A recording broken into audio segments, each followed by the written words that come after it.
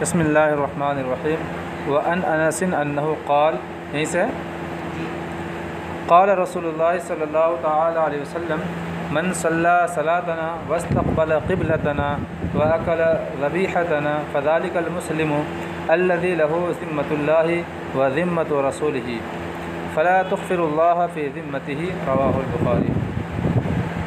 حضرت انس رضی اللہ تعالیٰ عنہ سے مروی ہے، وہ فرماتے ہیں نبی کریم صلی اللہ تعالی علیہ وسلم نے ارشاد فرمایا، من صلی صلاتنا، جس نے ہماری طرح نماز پڑھی، واستقبل قبلتنا، اور جس نے ہمارے قبلہ کی طرف رخ کیا، واکل ذبیحتنا، اور ہمارا ذبیحہ کھایا، فذلک المسلم، تو یہ ایسا مسلمان ہے کہ اس کے لیے اللہ تبارک و تعالیٰ کا ذمہ ہے اور اللہ کے رسول صلی اللہ تعالیٰ علیہ وسلم کا ذمہ ہے۔ فلا تغفر اللہ فی ذمتہ، تو اس کے ذمے میں اللہ کی نافرمانی نہ کرو، اللہ سے خیانت نہ کرو۔ اغفر یغفر اغفار کا معنی خیانت کرنا، عہد و پیمان توڑ دینا۔ نبی کریم صلی اللہ تعالیٰ علیہ وسلم نے اس حدیث پاک میں ارشاد فرمایا کہ جس نے ہماری نماز کی طرح نماز پڑھی، یہ وہی شخص کر سکتا ہے، ہماری نماز وہی شخص پڑھ سکتا ہے جو موحد ہو، جو اللہ تبارک و تعالیٰ کی وحدانیت کو تسلیم کرتا ہو اور آپ صلی اللہ تعالیٰ علیہ وسلم کی نبوت کو تسلیم کرتا ہو۔ تو اس سے پتہ چلا کہ یہ نماز اسلام کی نشانی ہے، اسلام کی علامت ہے۔ یہاں پر شہادتین کا ذکر نہیں فرمایا، لا الہ الا اللہ محمد الرسول اللہ صلی اللہ تعالی علیہ وسلم کا ذکر نہیں کیا، ڈائریکٹ من صلی صلاتنا کا ذکر فرمایا۔ اس کی وجہ یہ ہے کہ جو شخص ہماری طرح نماز پڑھے گا وہ ظاہر سی بات ہے توحید اور رسالت کو تسلیم کرنے کے بعد ہی ہماری طرح نماز پڑھ سکتا ہے، یعنی شہادتین خود اس کے اندر داخل ہے، اس بنیاد پر اس کو الگ سے ذکر نہیں کیا گیا۔ واستقبل قبلتنا، اور جس نے ہمارے قبلہ کی جانب رخ کیا، ہماری طرح جو نماز پڑھے گا وہ ہماری قبلہ کی طرف رخ بھی کرے گا۔ واستقبل قبلتنا، یہ من صلی صلاتنا میں داخل ہے، پھر اس کو الگ سے بیان کرنے کی وجہ کیا ہے؟ اس کی وجہ یہ ہے کہ استقبال قبلہ عام ہے، کیونکہ ہر کوئی جانتا ہے کہ مسلمانوں کا قبلہ خانہ کعبہ ہے۔ ایسا ہو سکتا ہے کہ کچھ لوگ یہ نہ جانتا ہوں کہ مسلمانوں کی نماز کیسی ہے، کس طرح سے مسلمان نماز پڑھتے ہیں، تو عارف ہونے کی وجہ سے، زیادہ معروف ہونے کی وجہ سے استقبال قبلہ کو الگ سے بیان کیا۔ وَأَكَلَ ذَبِيحَتَنَا، اس کو الگ سے بیان کرنے کی وجہ یہ ہے کہ جب حضور اکرم صلی اللہ تعالیٰ علیہ وسلم نے ایک مسلمان کی علامت بطور عبادت فرمائی، بطور عبادت مسلمان کی علامت ظاہر فرمائی، تو آپ صلی اللہ تعالیٰ علیہ وسلم نے ایک ایسی علامت ارشاد فرمائی جو عبادت بھی ہے اور ساتھ ہی ساتھ عادت بھی ہے، کیونکہ دوسرے فرقے کا ذبیحہ نہ کھانا جس طرح عبادت شمار کیا جاتا ہے، اسی طرح یہ عادت میں شامل ہے۔ تو مسلمانوں کا ذبیحہ یہود نہیں کھاتے ہیں، سختی کے ساتھ اس سے رکتے ہیں، کیونکہ مسلمانوں سے ان کو دلی دشمنی رہتی ہے، قلبی دشمنی رہتی ہے۔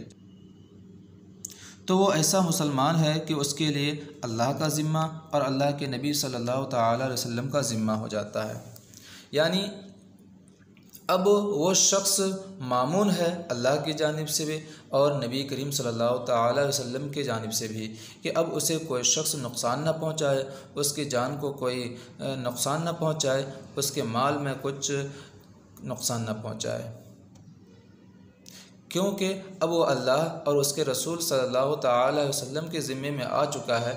اب اگر اس کی جان، اس کے مال میں نقصان پہنچاؤ گے تو یہ حقیقت میں اللہ تبارک و تعالیٰ سے خیانت ہے۔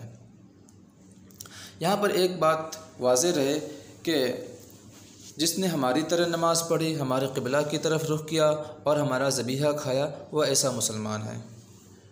آج کل کے دیابنا اور وہابیہ بھی ہماری طرح نماز پڑھتے ہیں، ہمارے قبلہ کی طرف رخ کرتے ہیں اور ہمارا ذبیحہ بھی کھاتے ہیں، اس کے باوجود بھی وہ مسلمان نہیں ہیں۔ اس کی کیا وجہ ہے؟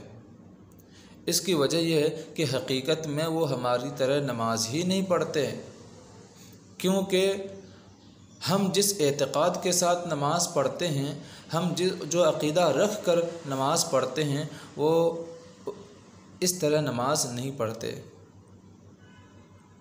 ہمارا عقیدہ تو یہ ہے کہ نماز میں حضور صلی اللہ تعالیٰ علیہ وسلم کا خیال لانا درست اور بہتر ہے، لیکن ان کا عقیدہ یہ ہے کہ اگر نماز میں حضور صلی اللہ تعالیٰ علیہ وسلم کا خیال آ جائے تو نماز ہوگی ہی نہیں۔ تو ہماری طرح ان کی نماز نہیں ہوئی، لہٰذا من صلی صلاتنا میں وہ شامل ہی نہیں ہیں۔ وعن ابی ہریرہ قال اتى اعرابی النبی فقال دلنی علی عمل اذا عملته دخلت الجنة۔ حضرت ابو ہریرہ رضی اللہ تعالیٰ عنہ سے مروی ہے، فرماتے ہیں کہ ایک اعرابی نبی کریم صلی اللہ تعالیٰ علیہ وسلم کے پاس آئے۔ اعرابی اس شخص کو کہتے ہیں جو شہر کے حالات سے واقف نہ ہو، شہر کے آداب اور شہر کے ماحول سے واقف نہ ہو، جسے ہم اور آپ اپنی زبان میں دیہاتی کہتے ہیں۔ تو وہ آئے اور آ کر کہا کہ یا رسول اللہ صلی اللہ علیہ وسلم دلنی، دلّ یدلّ کا معنی رہنمائی کرنا، آپ میری رہنمائی فرمائیے ایسے عمل کی طرف جب میں اسے کر لوں تو جنت میں داخل ہو جاؤں۔ ٹھیک ہے، یعنی جنتی کام کی طرف ہمیں رہنمائی فرمائیے۔ قال، آپ صلی اللہ تعالی وسلم نے ارشاد فرمایا تعبد اللہ ولا تشرک بہ شیئا وتقیم الصلاۃ المکتوبۃ وتؤدی الزکاۃ المفروضۃ وتصوم رمضان۔ آپ نے ارشاد فرمایا کہ اللہ کی عبادت کرو، اللہ کے ساتھ کسی کو شریک نہ ٹھہراؤ۔ الصلاۃ المکتوبہ فرض نماز، لکھی ہوئی نماز یعنی فرض نماز قائم کرو۔ وتؤدی الزکاۃ المفروضہ، اور جو زکوٰۃ فرض ہے اس کو ادا کرو۔ رمضان کے روزے رکھا کرو۔ بات سمجھ میں آ گئی؟ یہاں پہ مضارع کا استعمال ہوا، مضارع بمعنی امر ہے، ہاں مضارع امر کے معنی میں، ٹھیک ہے؟ اچھا، اور ان تمام افعال میں ان پوشیدہ مان کر منصوب بھی پڑھ سکتے ہیں۔ تعبد اللہ، تقیم الصلاۃ، تؤدی الزکاۃ اور تصوم رمضان۔ ان مقدر مانیں گے تو محذوف ہوگا ہوا، ای هو العمل، یعنی وہ یہ ہے جنتی کام، یہ ہے کہ تو نماز پڑھ، تو اللہ کی عبادت کر، اللہ کے ساتھ کسی کو شریک نہ ٹھہرا۔ بات سمجھ میں آ گئی؟ دونوں عبارت درست ہو گئی۔ قال والذی نفسی بیدہ لا ازید علی ھذا شیئا ولا انقص منہ۔ وہ اعرابی صحابی کہتے ہیں کہ اس ذات کی قسم جس کے قبضے قدرت میں میری جان ہے، یعنی اللہ تبارک و تعالیٰ کی قسم کہ میں اس پر کچھ بھی اضافہ نہیں کروں گا اور نہ اس سے کچھ کم کروں گا۔ اس کا مطلب یہ ہے کہ اللہ کے نبی صلی اللہ تعالیٰ علیہ وسلم نے جن مفروضہ چیزوں کے بارے میں بیان فرمایا ان پر بطور فرض کسی چیز کا اضافہ نہیں کروں گا، یعنی فرض مان کر کے، فرض سمجھ کر کے کسی چیز کا اضافہ نہیں کروں گا۔ ٹھیک ہے، نفل ہے تو نفل ہی سمجھ کے پڑھوں گا، اس کو فرض سمجھ کے نہیں پڑھوں گا، ہاں، اور نہ اس میں سے کسی چیز کی کمی کروں گا، نہ بڑھاؤں گا نہ کچھ کم کروں گا۔ ہاں بطور نفل اضافہ کر سکتا ہوں، اس میں کوئی حرج نہیں ہے۔ ٹھیک ہے، ایک مطلب تو یہ ہے، اور دوسرا مطلب یہ ہے کہ یہ جو آئے تھے نبی کریم صلی اللہ علیہ وسلم کی بارگاہ میں، یہ وکیل بن کر کے آئے تھے، یعنی اپنی قوم کی جانب سے آئے ہوئے تھے، قاصد بن کر کے آئے تھے۔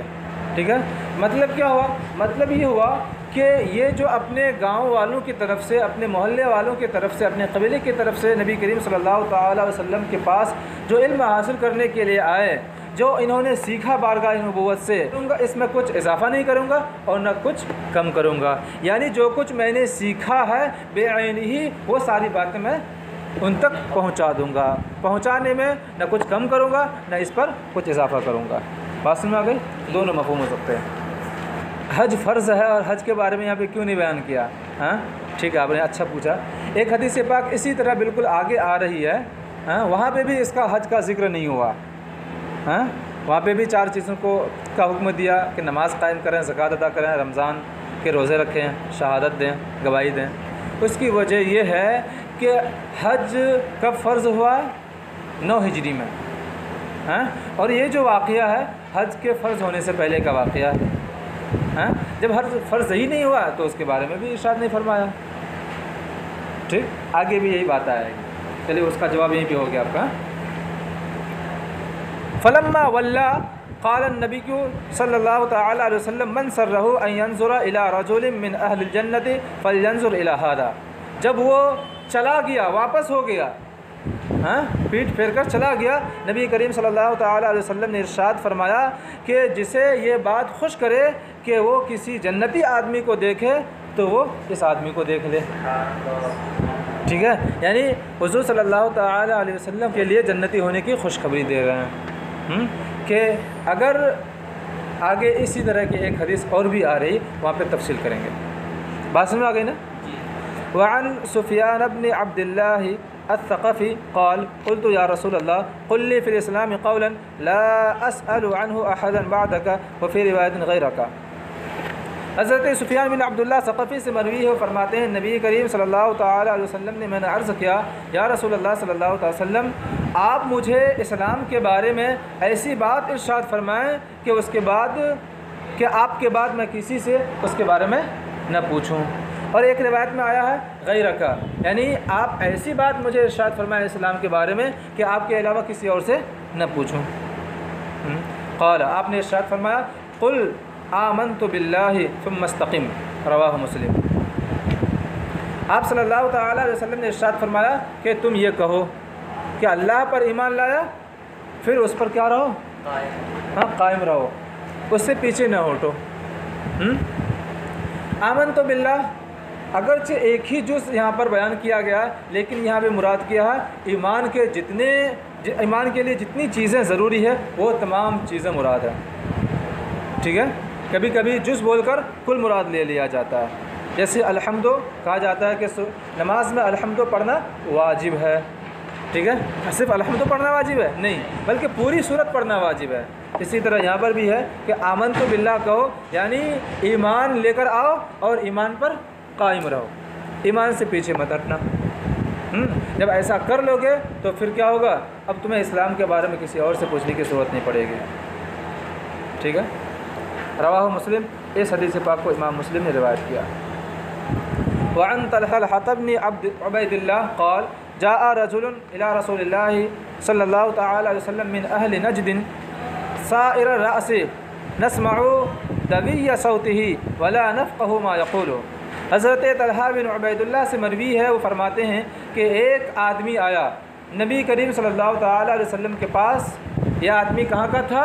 من اہل نجدن، نجد والوں میں سے تھا، نجدی آدمی تھا۔ ٹھیک ہے، نجد ایک جگہ کا نام ہے جو تہامہ، مکہ اور عراق کے درمیان واقع ہے، جیسے آج بولتے ہیں ریاض کہا جاتا ہے۔ ریاض جو سعودیہ عربیہ کا کیپٹل ہے، دارالسلطنت ہے، اس کو اس زمانے میں نجد کہا جاتا تھا۔ نجد کا معنی ہوتا ہے ابری ہوئی زمین، چونکہ وہ علاقہ دوسری زمینوں کے بنسبت ابھری ہوئی تھی، اسی وجہ سے اس زمین کو کیا کہا جاتا ہے؟ نجد۔ اچھا، یہیں سے نجدی فرقہ یہ ہوا ہے، پھیلا، اس کا بانی وہیں کا تھا۔ اچھا، یہ اہل نجد کا ایک آدمی نبی کریم صلی اللہ تعالی وسلم کی بارگاہ میں آیا تھا، سائر الراس، اس کا سر پراگندہ تھا۔ ٹھیک ہے، سر کے جو بال تھے بکھرے ہوئے تھے اور سفر کے آثار اس پہ ظاہر ہو رہے تھے۔ نسمع دوی صوته، ہم اس کے آواز کی گھنگھناہٹ سن رہے تھے۔ دویہ کہتے ہیں ایسی آواز کو جو سمجھ میں نہ آئے، جیسے گھنٹی تو بجتی ہے لیکن آواز سنائی تو پڑتی ہے لیکن سمجھ میں نہیں آتی کیا کہا جا رہا ہے۔ اس کو گھنگھناہٹ ہم کہہ سکتے ہیں اپنی زبان میں۔ تو اس کی گھنگھناہٹ آواز سن رہے تھے، ولا نفقه ما يقول، اور ہم نہیں سمجھ رہے تھے کہ وہ کیا کہہ رہا ہے۔ یعنی حضور صلی اللہ علیہ وسلم کی بارگاہ میں آیا اور دور ہی سے وہ کچھ کہنے لگا. جب بندہ دور ہوتا ہے تو آواز تو آتی ہے لیکن سمجھ میں نہیں آتی ہے. اچھا حتیٰ دنا من رسول اللہ صلی اللہ تعالی علیہ وسلم، یہاں تک کہ وہ بندہ کیا ہوا، حضور صلی اللہ علیہ وسلم کے قریب آ گیا. اور صحابہ کرام حضور صلی اللہ علیہ وسلم کے پاس بیٹھے ہوئے تھے. فَإِذَا هُوَ يَسْأَلُ عَنِ الْإِسْلَامِ، جبھی وہ اسلام کے بارے میں پوچھنے لگا، قریب آیا اسلام کے بارے میں پوچھنے لگا. فقال رسول اللہ، یہاں پہ اذا مفاجات کے لیے، آنے کے فوراً بعد اسلام کے بارے میں پوچھا. نبی کریم صلی اللہ تعالی علیہ وسلم نے ارشاد فرمایا 5 صلوات فی اليوم واللیلۃ، کہ دن اور رات میں 5 نمازیں، یعنی 5 نمازیں ادا کرنا. فقال، عرض کیا، حل علیک غیرہن، کیا اس کے علاوہ مجھ پر فرض ہے؟ یعنی 5 نمازیں دن بھر میں، کیا اس کے علاوہ اور بھی نمازیں مجھ پر فرض ہیں؟ علی کس کے لیے آتا ہے؟ وجوب کے لیے آتا ہے نا، تو یہاں پہ فرض کے معنی میں، کیا اس کے علاوہ اور بھی نمازیں؟ فقال لا الا ان تطوع، ارشاد فرمایا نہیں، اس کے علاوہ کوئی نماز تم پر فرض نہیں ہے مگر یہ کہ تم نفل نماز پڑھو. مطلب کیا کہ دن بھر اور رات بھر میں تمہارے اوپر صرف 5 نمازیں فرض ہے، اس کے علاوہ تمہارے اوپر کوئی نماز فرض نہیں ہے. ہاں اگر تم نے نفلی نماز شروع کر دی، اب اس نفلی نماز کو پورا کرنا تمہارے اوپر کیا ہو جائے گا؟ فرض ہو جائے گا. اور مسئلہ بھی یہی ہے کہ اگر کسی نے نفل نماز شروع کر دی اور بیچ میں توڑ دیا تو اب اس کی قضا واجب ہوگی، کیونکہ اس نے نفل نماز شروع کر دی، اپنے ذمے میں اس نے واجب کر لیا تو اللہ کی جانب سے وہ واجب ہو جاتی ہے. اچھا، اور وتر کی نماز جو عشاء کی نماز میں شامل ہے وہ الگ سے نماز نہیں ہے. وصیام شہر رمضان، اور رمضان کے مہینے کا روزہ، یہ بھی کیا ہے؟ اسلام کا حصہ ہے. قال، عرض کیا، حل علیک غیرہ، کیا اس کے علاوہ اور مجھ پر کوئی روزہ فرض ہے؟ قال لا الا ان تطوع، ارشاد فرمایا نہیں، ہاں یہ کہ اگر تم نفلی روزہ رکھ لو. ٹھیک ہے، تطوع اصل میں ایک تا کو حذف کر دیا گیا، ٹھیک ہے، تطوع سے آیا. قال ذکر لہ رسول اللہ صلی اللہ تعالی وسلم الزکاۃ، یہ راوی کہتے ہیں، قالا کا فاعل راوی ہے، ٹھیک ہے، راوی کہتے ہیں کہ اور رسول اللہ صلی اللہ تعالی علیہ وسلم نے اس آدمی سے زکوٰۃ کا ذکر فرمایا، ٹھیک ہے، کہ تمہارے اوپر زکوٰۃ فرض ہے. اچھا، یہاں پہ کیوں نہیں ایسا ہوا کہ زکوٰۃ ادا کرو یا زکوٰۃ؟ یہاں پہ راوی اپنی طرف سے کہہ رہے ہیں کہ نبی کریم صلی اللہ علیہ وسلم نے زکوٰۃ کا ذکر فرمایا. اس کی وجہ یہ ہے کہ یہاں پر راوی کو اس جگہ پر کون سا لفظ آپ نے ارشاد فرمایا یاد نہیں رہا. اتنا یاد رہا کہ ہاں حضور صلی اللہ تعالی وسلم نے زکوٰۃ کے حوالے سے بیان فرمایا، تو اپنی جانب سے انہوں نے ذکر لہ رسول اللہ صلی اللہ تعالی وسلم ارشاد فرمایا، بیان کیا راوی نے.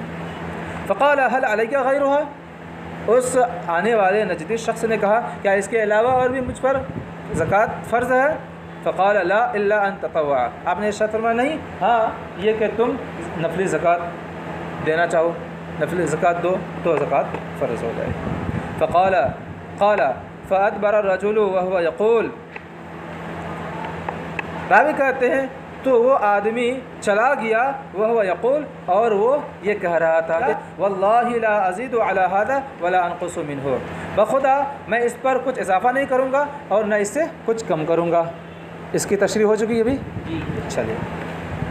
فقال رسول اللہ صلی اللہ تعالی علیہ وسلم افلح الرجل ان صدق، آپ صلی اللہ تعالی علیہ وسلم نے ارشاد فرمایا کہ یہ آدمی کامیاب ہو گیا اگر اس نے سچ کہا، یعنی اپنے اس قول میں اگر وہ سچا ہے تو کیا ہو گیا؟ وہ کامیاب ہو گیا. بات سمجھ میں آ گئی. اور اس سے پہلی والی حدیث میں کیا کہا تھا حضور صلی اللہ علیہ وسلم نے کہ اگر کوئی شخص جنتی آدمی کو دیکھنا چاہے تو اس آدمی کو دیکھ لے. وہاں پر بھی اس نے یہی الفاظ کہے تھے کہ میں اس میں کچھ اضافہ نہیں کروں گا اور کچھ بڑھاؤں گا نہیں.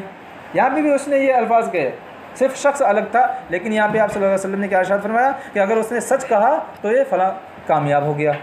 اس کی وجہ یہ ہے کہ یہاں پر یہ انسان، یہ جو اعرابی آئے ہوئے تھے، یہ حضور صلی اللہ تعالی وسلم نے الفاظ اس وقت کہے جب یہ بہت دور جا چکا تھا. حضور صلی اللہ تعالی وسلم کی یہ آواز اس تک نہیں پہنچ رہی تھی، صرف اپنے ارد گرد موجود لوگوں تک پہنچ رہی تھی. اور اس وقت اس آدمی کے بارے میں آپ صلی اللہ علیہ وسلم نے فرمایا تو وہ آدمی اس وقت آپ سے قریب ہی تھا۔ اگر آپ صلی اللہ علیہ وسلم اس وقت یہ ارشاد فرما دیتے کہ اگر کوئی شخص جنتی آدمی کو دیکھنا چاہتا ہے تو اس کو دیکھو، تو اس کے دل میں ہو سکتا تھا کیا ہو جائے، مجھے تو جنتی ہونے کی خوشخبری مل رہی ہے، تو ہو سکتا ہے کہ دل میں تکبر پیدا ہو جائے، ریا وغیرہ پیدا ہو جائے۔ تو اس بنیاد پر آپ صلی اللہ تعالی وسلم نے ایک شرط پر موقوف کر دیا کہ اگر اس نے سچ کہا ہے تو یہ کامیاب ہو گیا۔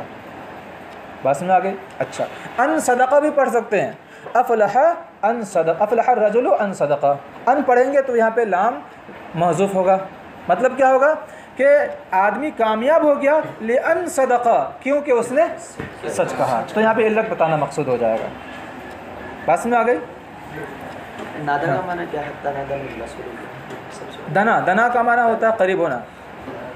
ہاں، وعن ابن عباس رضی اللہ تعالی عنہما قال، اور حضرت عبداللہ ابن عباس رضی اللہ تعالی عنہما سے مروی ہے، وہ فرماتے ہیں ان وفد عبد القیس لما اتوا النبی صلی اللہ تعالی علیہ وسلم، جب عبد القیس کا وفد نبی کریم صلی اللہ تعالی علیہ وسلم کی بارگاہ میں حاضر ہوا۔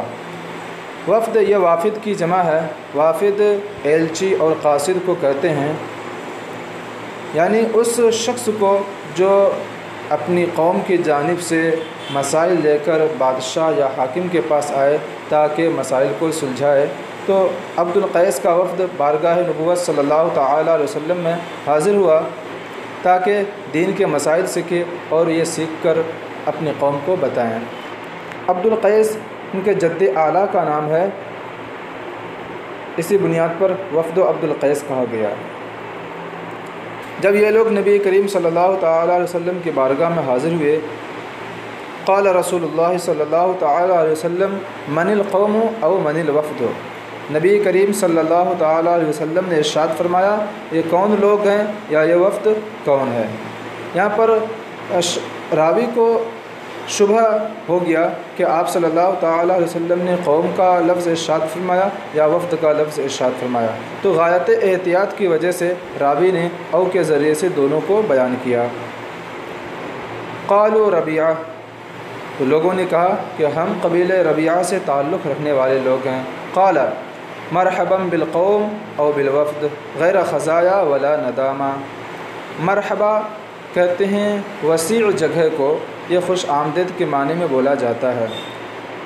خزایا خزیان کی جمع ہے، اس کا معنی ہے رسوا، اور ندامہ ندمان کی جمع ہے، اس کا معنی ہے شرمندہ، نادم۔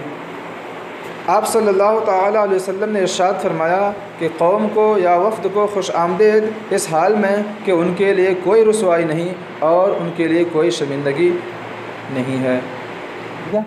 ان کے لیے اس حال میں خوش آمدید کہ یہ لوگ رسوا نہیں ہیں اور نہ ہی شرمندہ ہیں۔ بات سمجھ میں آ گئی؟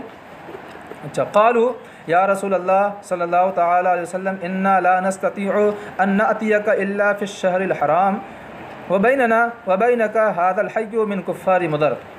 انہوں نے، یہ جو لوگ آئے تھے بنو ربیعہ، انہوں نے عرض کیا یا رسول اللہ صلی اللہ تعالی وسلم ہم آپ کے پاس نہیں آ سکتے مگر شہر حرام میں ہی، حرمت والے مہینے میں۔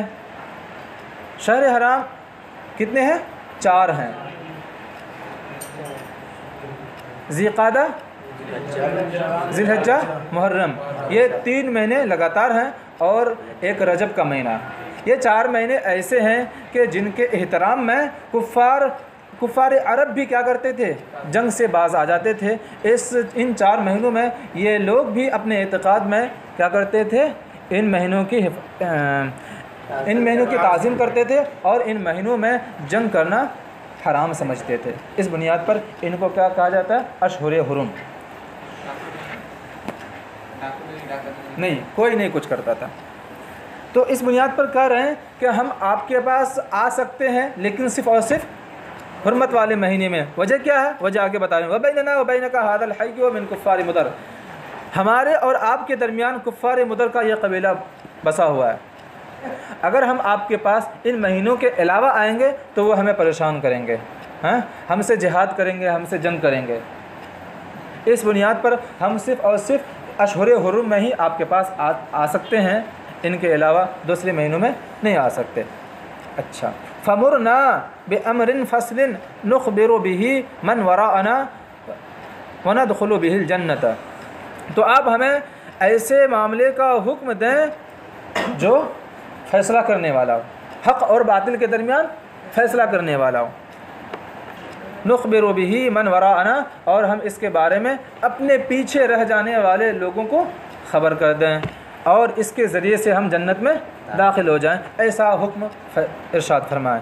وَسَأَلُوهُ عَنِ الْأَشْرِبَةِ، اور ان لوگوں نے آپ صلی اللہ تعالیٰ علیہ وسلم سے اشربہ کے بارے میں پوچھا۔ اشربہ شراب کی جمع ہے، شراب کا معنی ہوتا ہے پینے کی چیز، ہر پینے کی چیز، ٹھیک ہے۔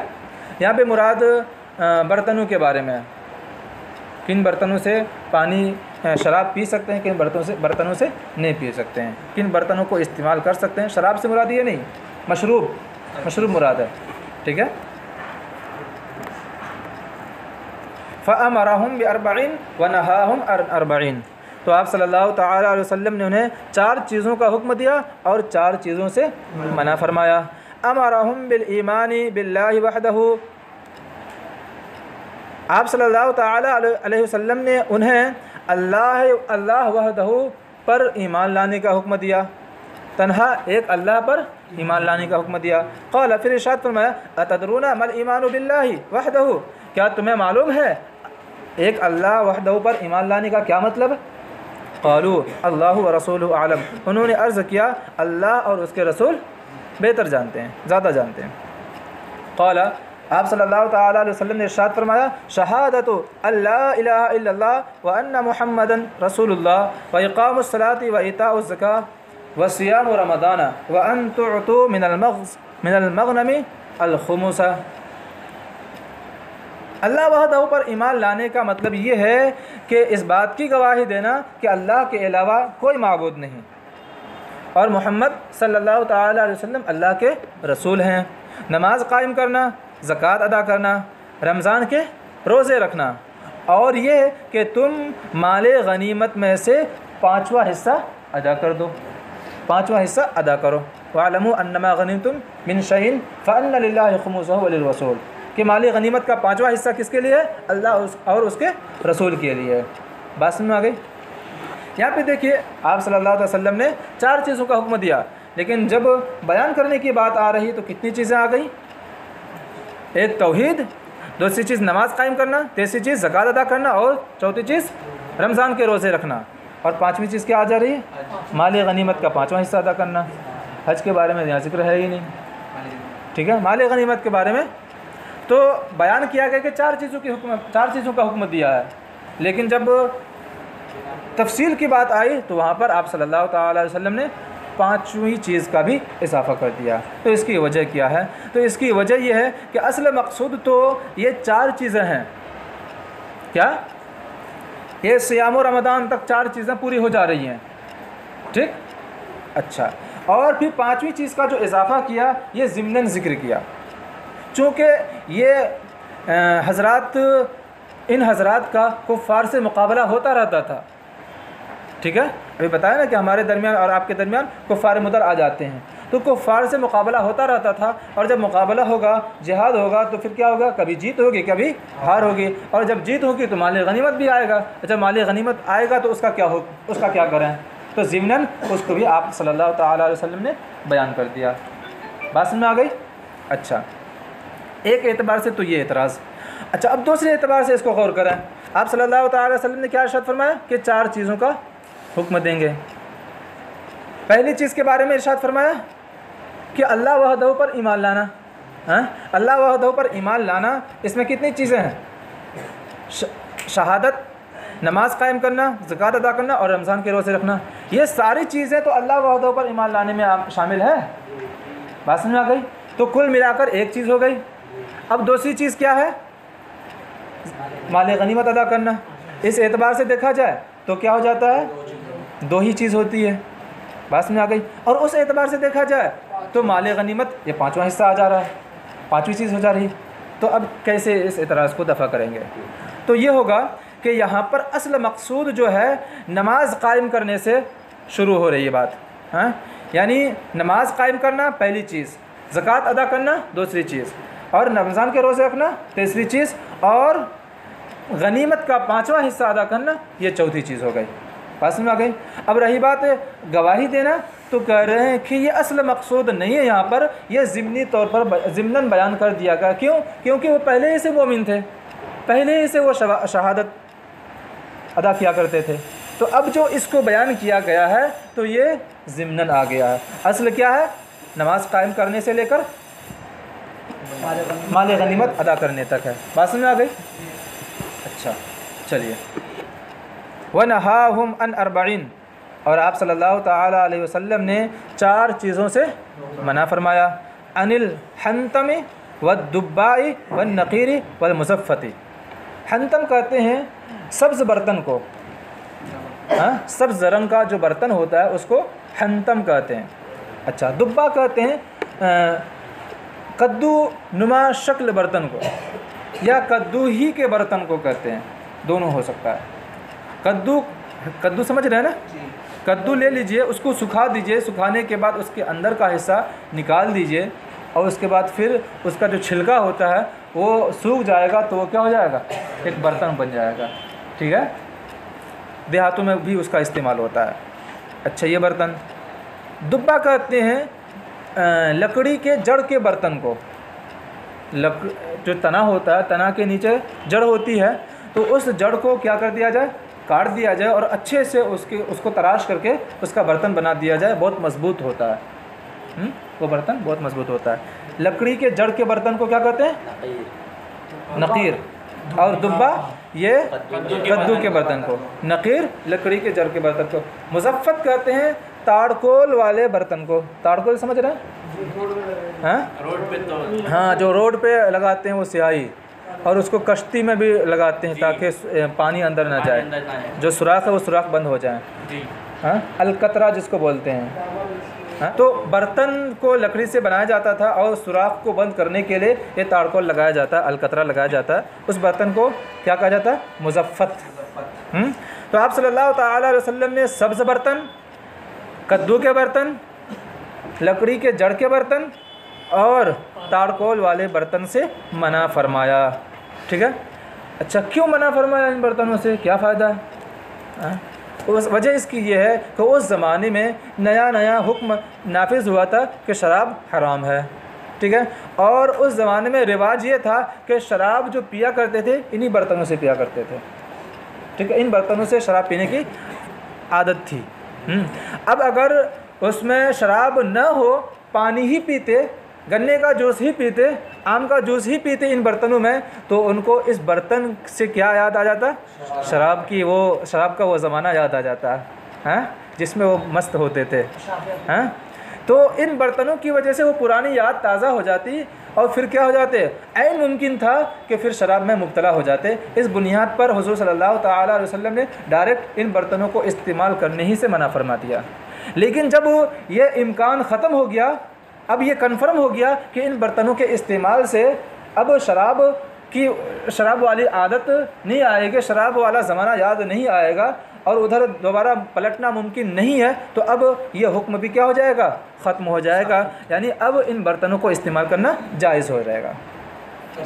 ہاں، استعمال کر سکتے ہیں، کیونکہ جو علت تھی وہ علت ختم ہو گئی۔ وقال، آپ صلی اللہ تعالی وسلم نے ارشاد فرمایا، احفظوهن واخبروا بهن من وراءکم، ان تمام چیزوں کو یاد رکھ لو اپنے دل میں تاکہ خود اس پر عمل کر سکو، اور ان کو اپنے پیچھے والوں کو کیا کر دو؟ بتا دو۔ متفق علیہ حدیث پاک ہے۔ اچھا، اس حدیث پاک میں بھی کیا ہے؟